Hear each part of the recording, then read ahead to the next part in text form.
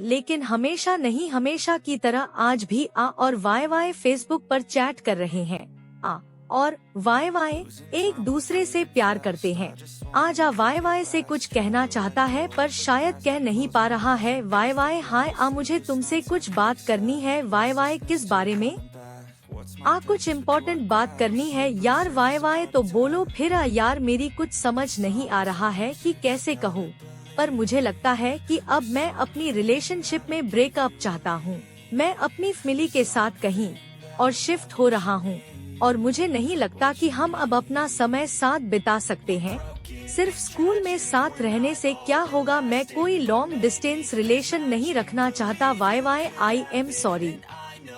Y ने आगे कुछ भी कहे बिना लॉग आउट कर दिया। को वाई से यह सब कहकर बहुत बुरा लग रहा था। वो भी वाई से उतना ही प्यार करता था जितना वाई उससे। उस पूरी रात वो ठीक से सो भी नहीं पाया और ना ही वाई उस रात ठीक से सो पाई। शायद इसलिए ही वाई अगले दिन स्कूल भी नहीं आई। अगले दिन भी वाई स्कूल नहीं गई। वो देर तक सोती रही। जब वो फाइनली उठी तो उसने ब्रेकफास्ट नहीं खाया और ना ही स्कूल गई। उसने अपने किसी भी फ्रेंड के ना तो फोन का जवाब दिया ना ही SMS का। बहुत देर तक वो अपने बेड पे बैठी हुई सामने की दीवार को देखती रही। उसके दिमाग में वो सारे लम्हे घूम रहे थे जो उसने के साथ बिताए थे। आखिर उसकी रुलाई छूट पड़ी और वो बहुत देर तक रोती रही। नेक्स्ट डे वो स्कूल गई और सीधा सबसे आगे वाली सीट पर बैठ गई, जबकि रोज वो के साथ पीछे वाली सीट पर बैठा करती थी। रोज की तरह अपनी पीछे वाली सीट पर ही बैठा था। दिन में कई बार दोनों की निगाहें मिली पर दोनों नजर चुरा रहे थे। दोनों में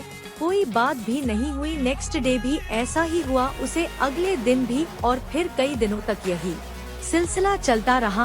अभी भी वाई से प्यार करता था। उसके लिए भी एक दिन बिना वाई से बात किए गुजरना मुश्किल हो रहा था। आखिर एक दिन उसने शाम को वाई का नंबर डायल किया।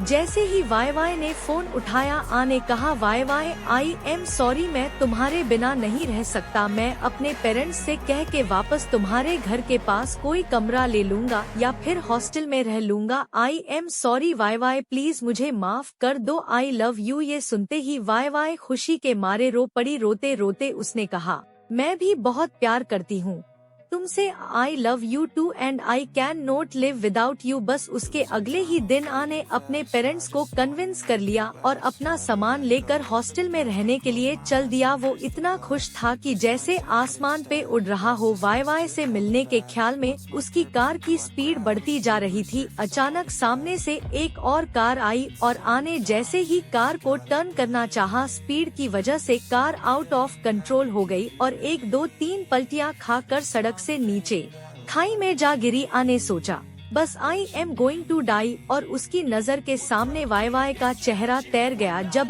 की आँख खुली तो उसने देखा कि वो एक अस्पताल में है। वाई उसके सिरहाने बैठी हुई थी। को होश में आया देखकर वाई के मुंह से निकला, आई लव यू, तुम मुझे छोड़कर नहीं जा सकते। ने धीरे से वाई का हाथ पकड़ा और कहा कि मैं कहीं नहीं जा सकता तुम्हारे बिना। ये कहकर फिर वो बेहोश हो गया। लेकिन जो बात को नहीं पता थी कि एक्सीडेंट में उसकी एक लेग डॉक्टर्स को काटनी पड़ी थी उसकी जान बचाने के लिए, क्योंकि उसमें इन्फेक्शन हो गया था। अगले दिन जब की आँख खुली तो उसने कुछ देर तक वाई से बातें की।